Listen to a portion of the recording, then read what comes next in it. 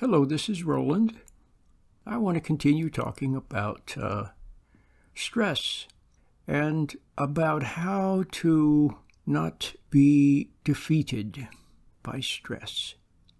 There's an expression, it's a mock Latin aphorism. It's not a real Latin phrase, but it sounds real. You've probably heard it. You can look it up online or in a dictionary of foreign phrases. It's Illigitimi non carborundum. I'm sure you've heard that. Illigitimi non carborundum. And what does it mean? Well, it basically means, and this is what everybody says, so I'm just going to go ahead and say it, okay? It means don't let the bastards grind you down. Well, a lot of us can relate to that because doesn't it seem like in the battle for life that many people seem to be relentless in their little snipes, their little discourtesies, their little inconsistencies, in their pressuring you and nagging you and teasing you, and seems like they're always trying to get over on you. It's like it's an endless game of one-upmanship and trying to aggravate you and irritate you. Doesn't it seem that way? And often it seems like members of your own family. It seems like that's what they're trying to do. And it's just endless. You know, no sooner have you won one little battle where someone's trying to give you some work that's not yours or making rude remarks or pressuring you to do something. No sooner have you somehow extricated yourself from that than something else comes along. Like one person said, if it ain't one thing, it's another. Well, if it ain't one thing, it's another. And it seems like there's always another, okay? So you understand that. So with people, it's usually not an all-out attack. It seems like it's some kind of a long-term, relentless campaign to grind you down. So we're back to the old mock aphorism again. Sometimes you see it on a funny coffee mug on somebody's table or on a poster or somewhere. Illigitimi non carborundum. Don't let the bastards grind you down. Well, that's what it boils down to. They're trying to grind you down, little at a time. And what do they want? They want you to give in, throw in the towel, give up, become irritated, become exasperated, become upset, and give in. It's like it's a conspiracy to make you want to give up, throw in the towel, and give everything to them. See? Well, that's what a lot of us do, though, don't we? We're always seeking to appease and to give in and go along, and we rationalize that we're Mr. Nice Guy or Mr. Nice Gal. But actually what is happening is they're getting to us, we get upset, and in order not to get upset, we just give in. So now do you understand why you must learn not to react? You must learn not to react. You mustn't get irritated. You mustn't get excited. You mustn't become exasperated. You must remain calm and watch. That's it, just watch. And when they present their temptation, watch. That's all you must do. You must learn to watch. Many times nothing needs to be done, just watch. Because what is the first mistake that you make? What is the mistake? When someone says something rude, unfair, unjust, when someone seems like they want to irritate you or exasperate you or confuse you or take advantage of you or get you to do something that you don't want to do, or where they're nagging you to do something that you already did, or they're nagging you over something that is not true. What is the first mistake? Getting upset. That's your mistake, isn't it? Getting angry. As soon as you get upset, as soon as you get angry, as soon as you become irritated, see, they've already won. In a manner of speaking, that doesn't mean you immediately throw in the towel, but they got to you. You understand? They got to you. Now, there's one word that I didn't mention, and that is resentment. You become resentful. Now, I just want you to see that resentment, anger, hostility, irritation, none of them are any good. You have to learn to watch. You have to learn to watch. If you want to win over the forces that want to tear you down, see. Now, other people, see, often they don't know what they're doing. Sometimes they do know what they're doing, but often they don't. they really don't know what they're doing, but they know that it works.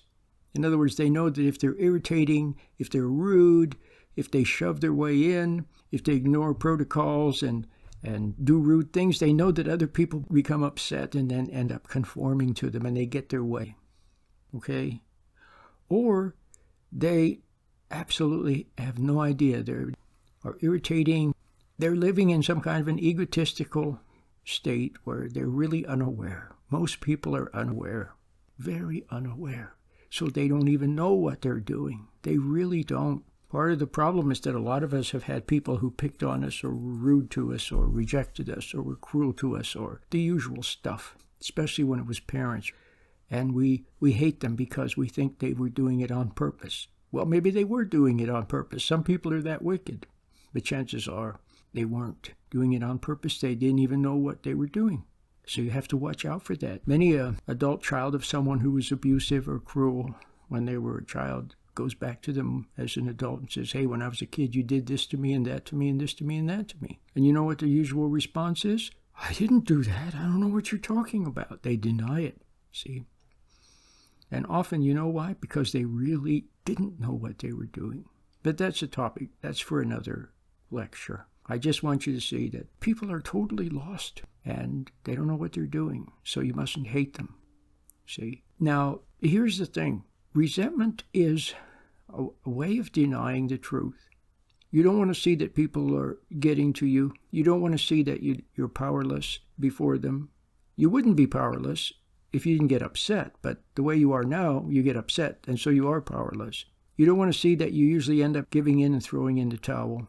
You don't want to see that some little person that's, 80 pounds, some men, they're big, football players or carpenters or something, and they're like 200 pounds, and their wife is like 90 pounds, and she has him totally wrapped around her little finger because she knows how to get to him.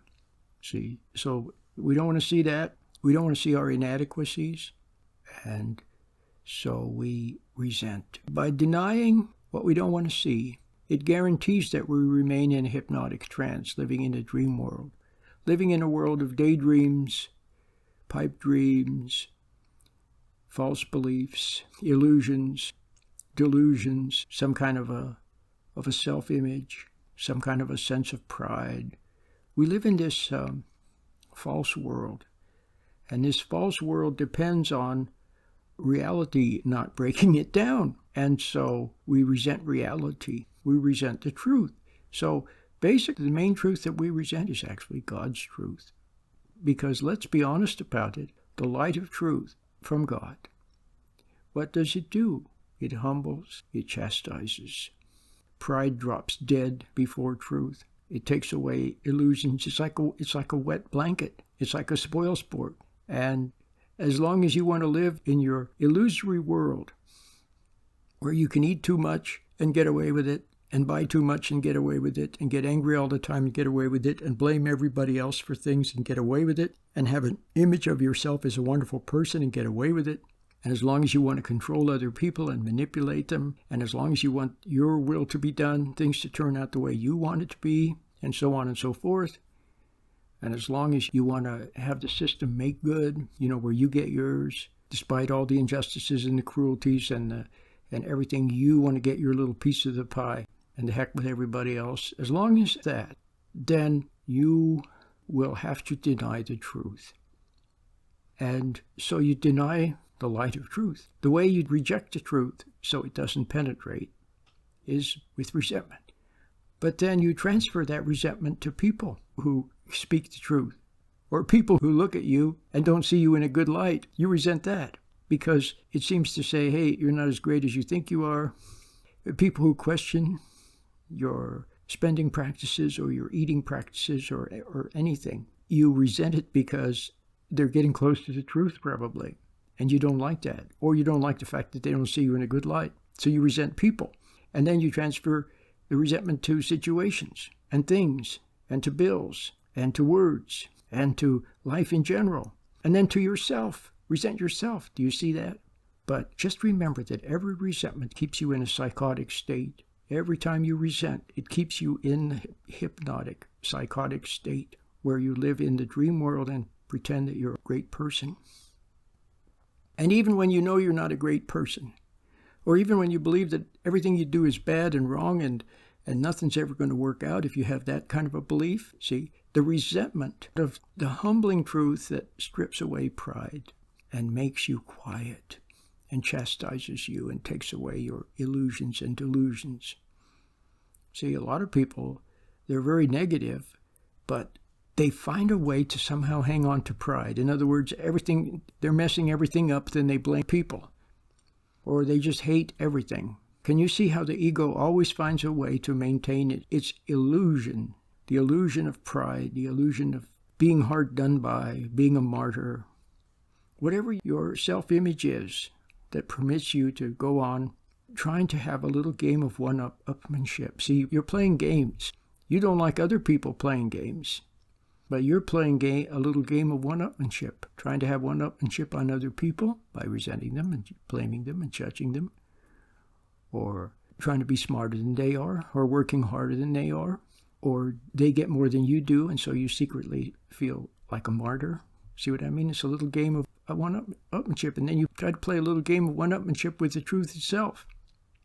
You judge God, and you judge yourself. Instead of allowing the truth to penetrate and humble you, you judge the truth, or you take up the truth and use it to blame yourself. See what I mean? A little one-upmanship on your own self. So that's not good. So now, just a little finishing touch. I don't want this to go on too long. So what are the weapons that will permit you to not be ground down? Well, first of all, like I said, meditate so you can learn to stand back. So you can learn to take a mental step back beyond thought and observe emotion, and observe people from the neutral zone. Just watch, that's all. Don't react to your thoughts, to other people, to ideas, even persistent ideas that keep coming back, some negative idea or something that's bothering you mentally. Just watch it. If you struggle with it, see, it wins. Watch. And other people, don't struggle with them. Because when you struggle, you give them your life. It doesn't mean you have to throw in the towel and give in. No, I'm not saying that. But I'm saying there's a way to win without struggle. See, there's a way to win without giving in and appeasing. And it begins with standing back and watching and allowing God to do the work, allowing His light to shine on your thoughts, His light to shine on everything, to shine on other people. Just stand there and watch. And that is your first line of defense, because that way they can't take your energy. And that way you stay out of the psychotic, hypnotic state. See, as soon as they get to you, as soon as you enter the fray at all, as soon as they get you to start questioning yourself or doubting yourself, or they get you to start analyzing something, or they get you to start following their words, and see, as soon as they get you to start playing the game, then you fall into the machinery of your mind, into your emotions, and now you are no longer above the fray. You're no longer standing back and watching. Now you've fallen into the trap. So your first line of defense is to learn how to stand back and watch. Okay? And you'll see them coming with their nagging. You'll see them coming with their illegitimate requests. You'll see they're coming with some confusion. You'll see them trying to pull you into an argument.